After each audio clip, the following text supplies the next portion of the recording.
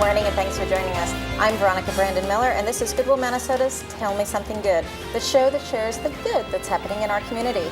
And yes, there is a lot of good and we are very excited because if you watched last week, for the next few weeks, we're totally focused on the Giving Challenge.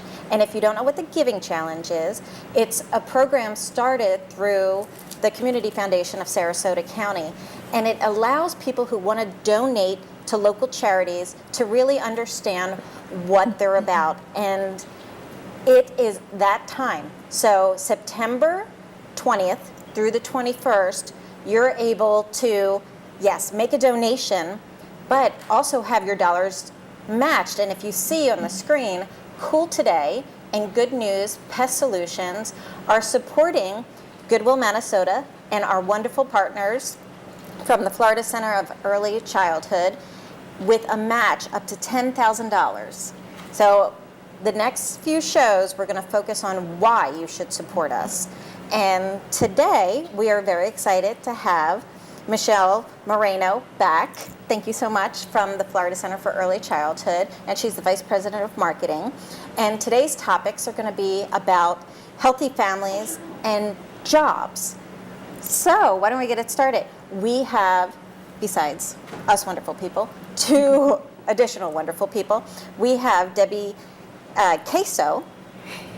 We just, and I didn't even do it deliberately. Keyso, like the keys, Vice President of Healthy Families from the Florida Center for Early Childhood. And we also have Margie Genter, who's the Vice President of Mission for Goodwill, Minnesota. Right. So this is a great topic. And again, we want to focus on why you should support Goodwill, Minnesota and the Florida Center during the Giving Challenge or any time of year.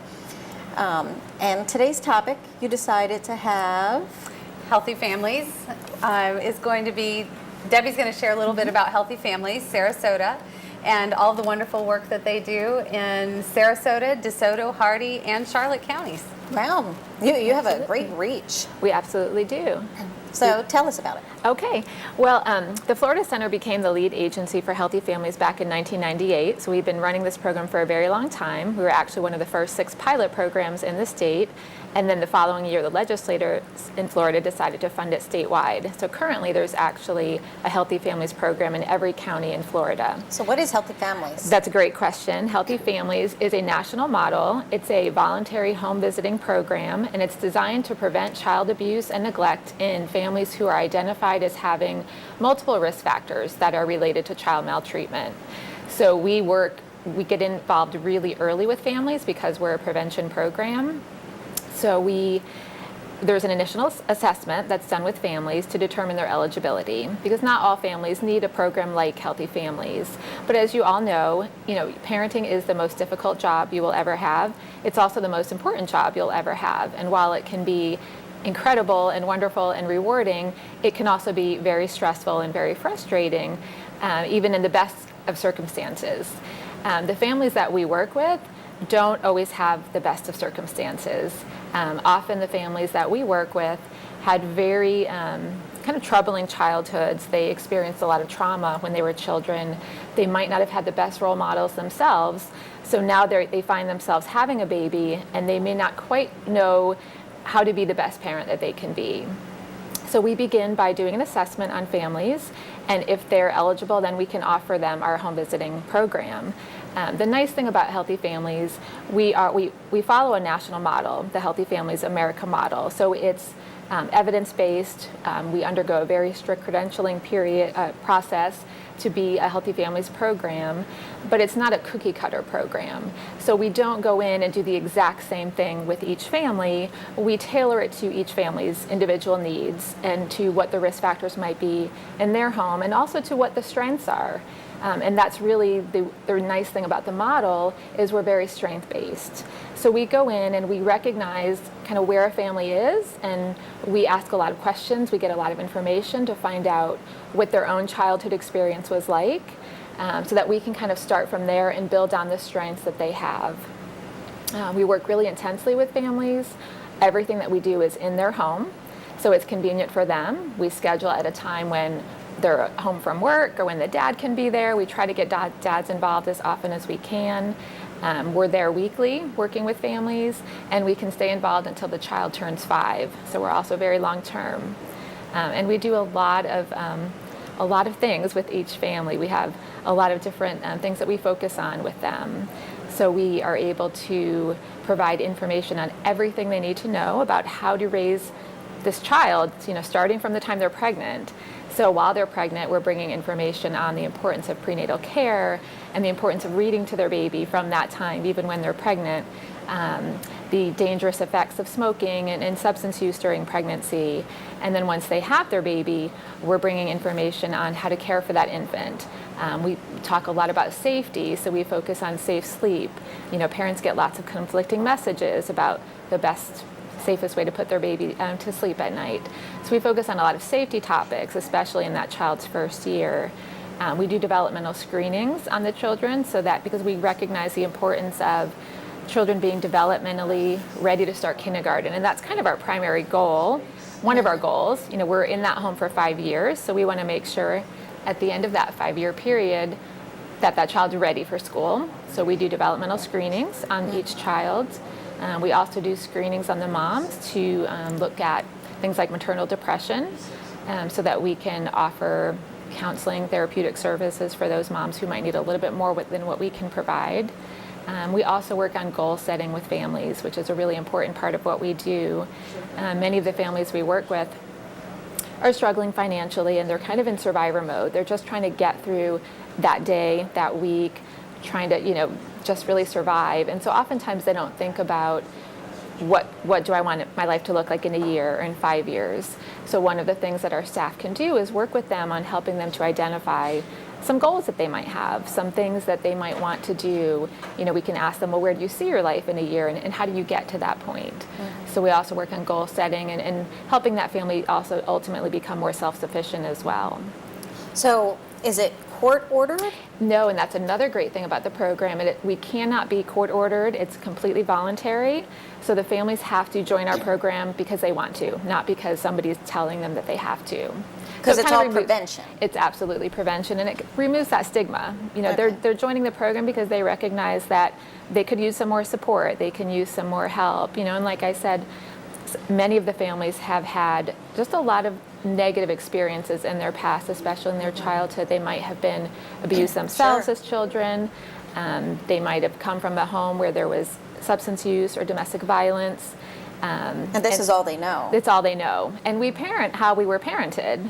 If you were raised by a mom who spanked you, and you think you turned out okay, then it's very natural to say, well, then I can spank my child. I turned out okay. And we know the research has told us that spanking is not effective. Spanking has lots of negative consequences. But if that's the only tool a parent has in their toolbox, if they don't know any different, they just need some more information. They need some more techniques and some more education. And many times the mothers and families involved in healthy families don't have outside support systems. And so the family support workers that are visiting them at their home every week often become their primary support in looking at setting goals and all the things that Absolutely. Debbie's described. That family support worker becomes vital to their success in the future. And I have to toot their horn. The Sarasota Healthy Families, DeSoto, Hardy, Charlotte County, they've all had staff who have won statewide awards. Oh, wow. As Fabulous. Family Support Workers of the Year.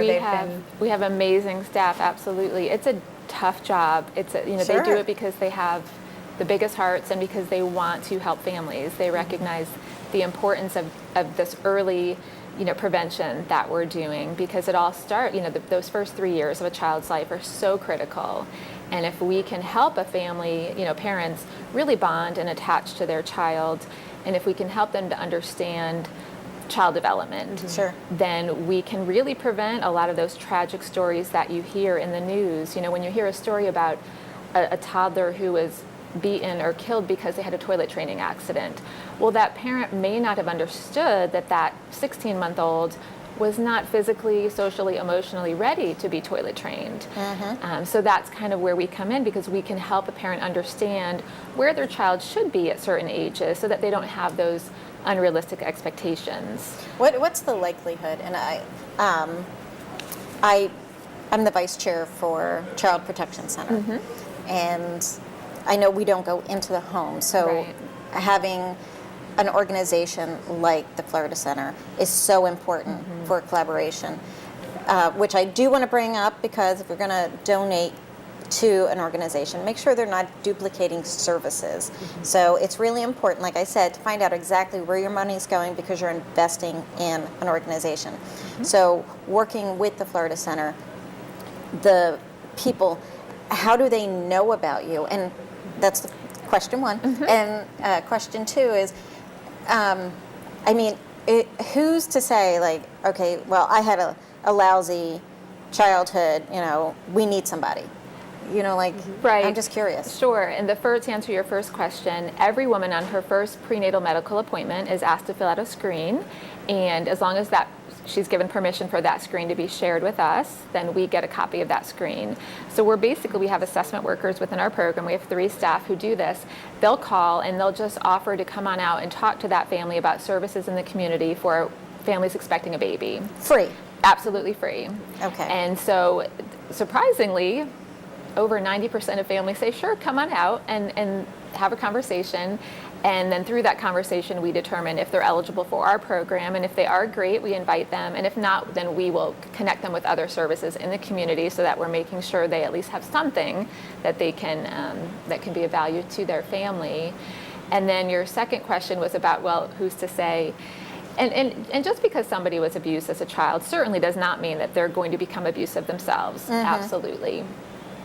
But I like to use my own story with my own boys, who, as babies, they were both colicky. I was lucky enough to have 2 colicky babies. Yay! And I had a pretty good circumstance. I was married, my pregnancies were planned, I had a good job, I didn't have any financial stressors, and I know how stressful it was to have one colicky baby, and the second one was just as stressful. And there were times when I had to put them in their crib and kind of walk away and calm myself down. It's extremely stressful. And I think about the families that we work with who don't have things as good as I did. I had so much family support. I mean, I had everything that I needed. And we work with families who the pregnancy might not have been planned. The father of the baby might have walked out as soon as he found out she was pregnant. So now we've got a single mom. She may have lost her job because she had to call in sick a couple of times during the pregnancy, and they weren't that understanding. Now she's not sure how she's going to pay the rent.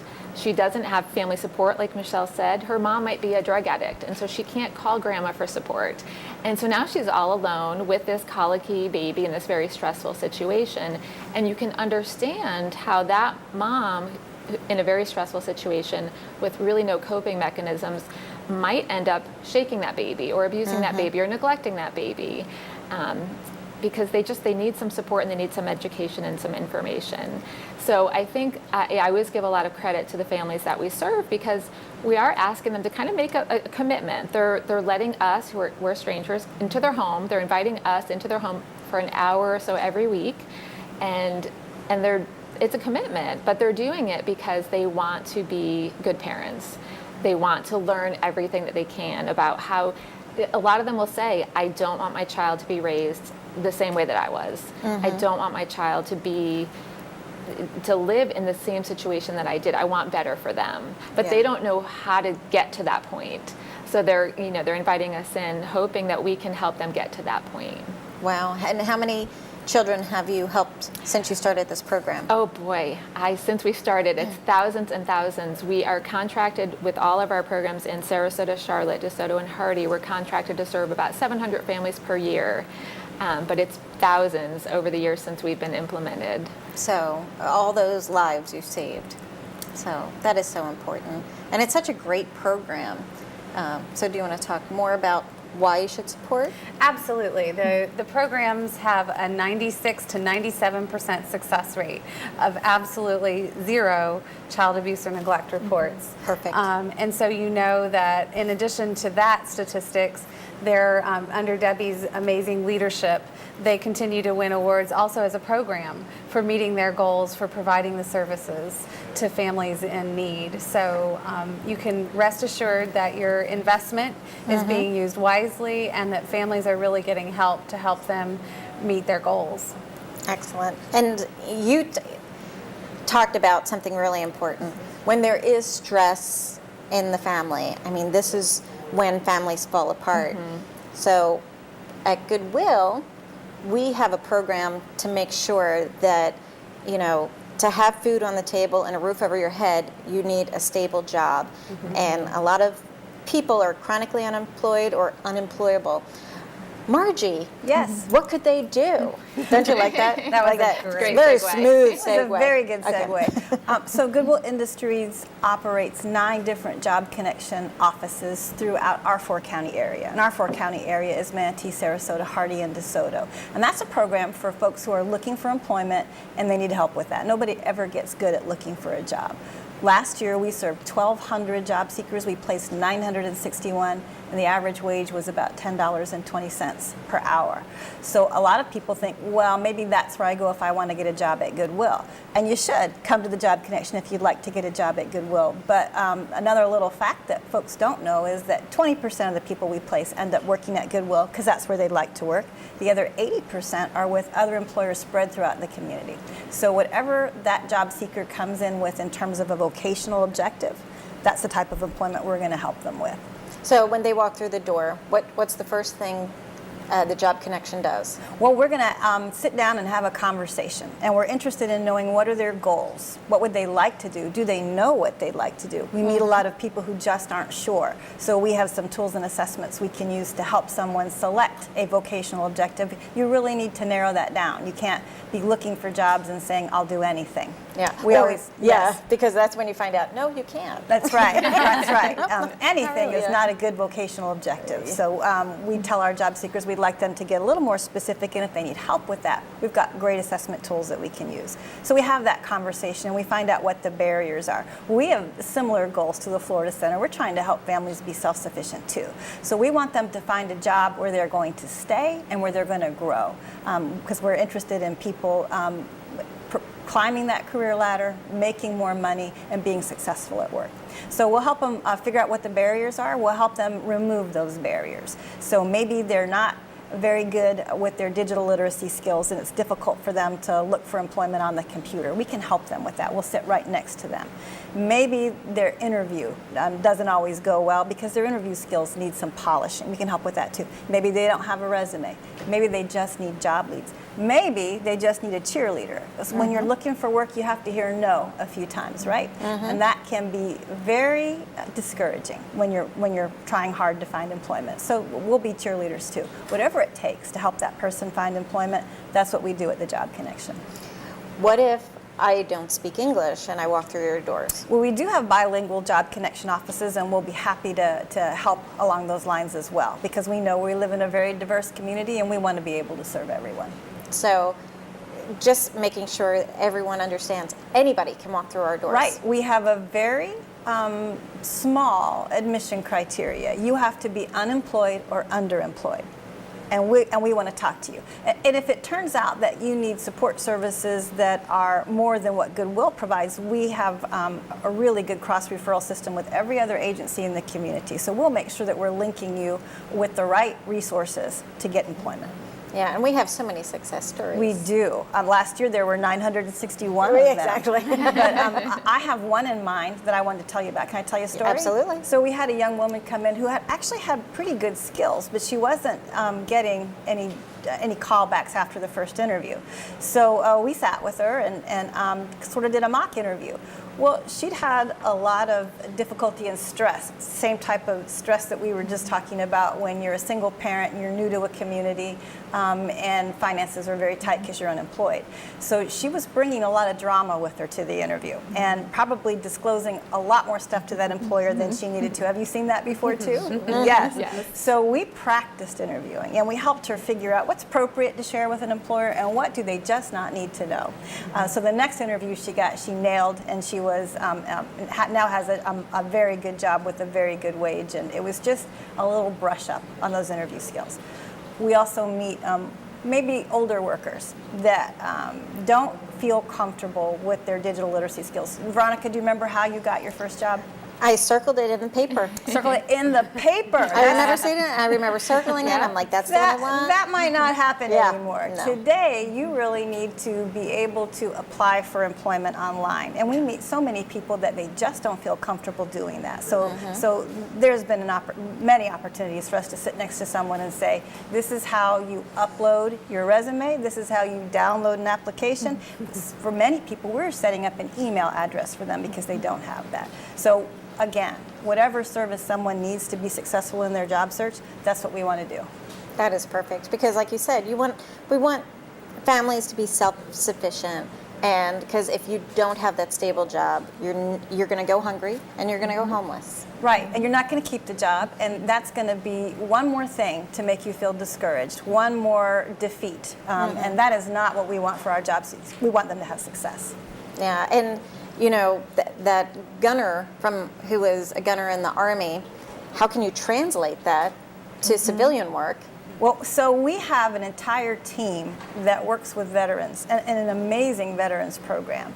And so if someone comes in and says, this is what I did when I was in the military, we can help them translate that into something that an HR person who hasn't been in the military would understand. And we do quite a bit of that with our veterans program as well. So whether it's a veteran, an older worker, someone who's new to the workforce and says, I don't have anything to put on a resume, yes, they do, and we can help them pull that out and boil that down into a resume. So whoever it is, we've got tools, we've got staff.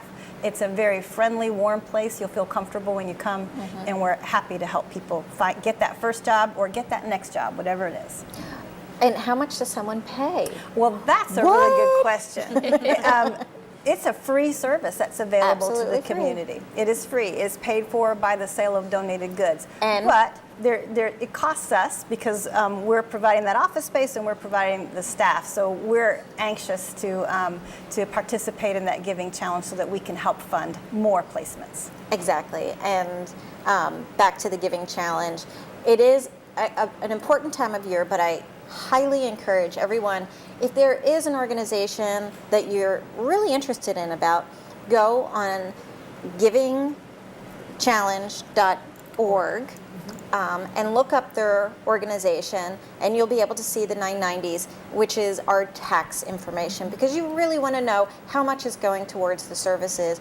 And definitely reach out to Goodwill, reach out to the Florida Center, and take a tour, because that's when you're actually going to meet the people and see firsthand. And here's the most important thing. Yes, the 2016 Giving Challenge is presented by the Community Foundation of Sarasota County, with the giving strengthened by the Patterson Foundation, as well as the Manatee Community Foundation, John S. and James L. Knight Foundation, William G. and Marie Selby Foundation, and our friends at the Herald Tribune Media Group. Because of these folks, your dollars will be eligible, hopefully, for a match. But guaranteed, if you give to Goodwill and the Florida Center, a match will occur because of our friends at Cool Today and Good News Pest Solutions. So again, the Giving Challenge is September 20th through the 21st, noon to noon. And if you go and experience Goodwill, our website, you'll be able to get the additional information and be able to click on and get your dollars matched, or the floridacenter.org. And it's thefloridacenter.org. Got it. But, now we're talking about these programs. Let's, give more give a success story so people can tie it in. Oh gosh, we've had so many over the years. I can think of a mom who came in as a very young, kind of late teen mom who was in an abusive relationship and kind of felt very stuck and was not able to get employment because she was kind of being controlled in that relationship.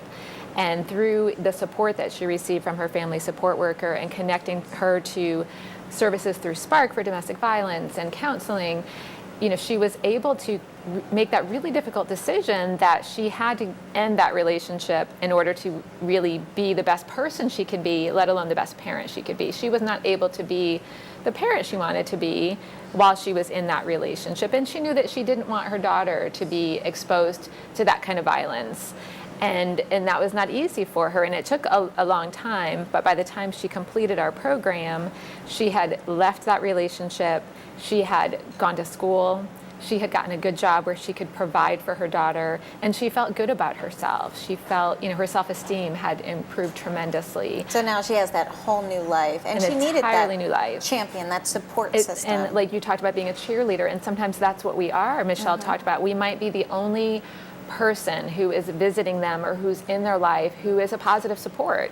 They might have friends or family members who have their own problems and their own challenges and their own issues and maybe aren't being very positive. They aren't their cheerleaders. And it's important. Every person kind of needs that somebody who will support them and encourage them. Yeah, absolutely. And we have some success stories of like the homeless person who was in their car outside of a Goodwill and just happened to walk into our Job Connection one day.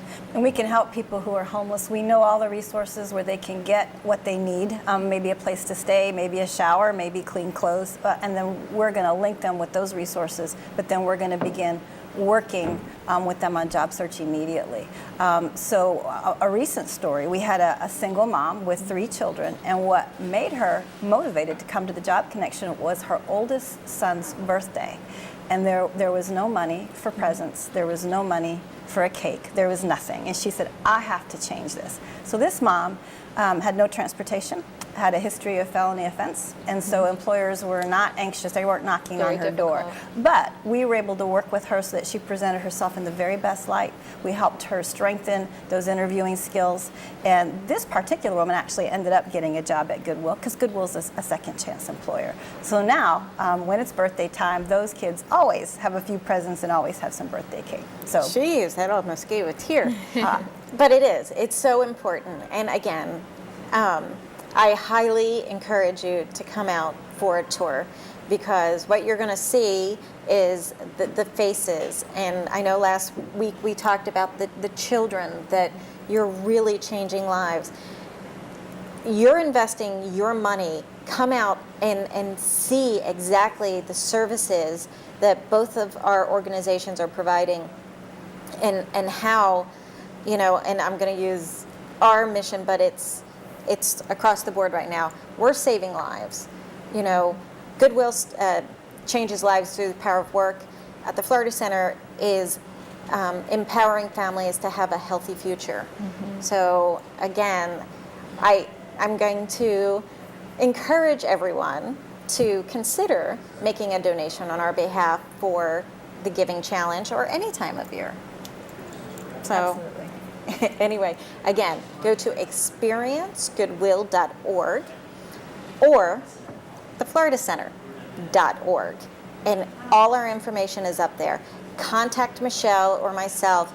Say, hey, I would love a tour. Tell me more about the Healthy Families program. Can I visit a Job Connection? Absolutely.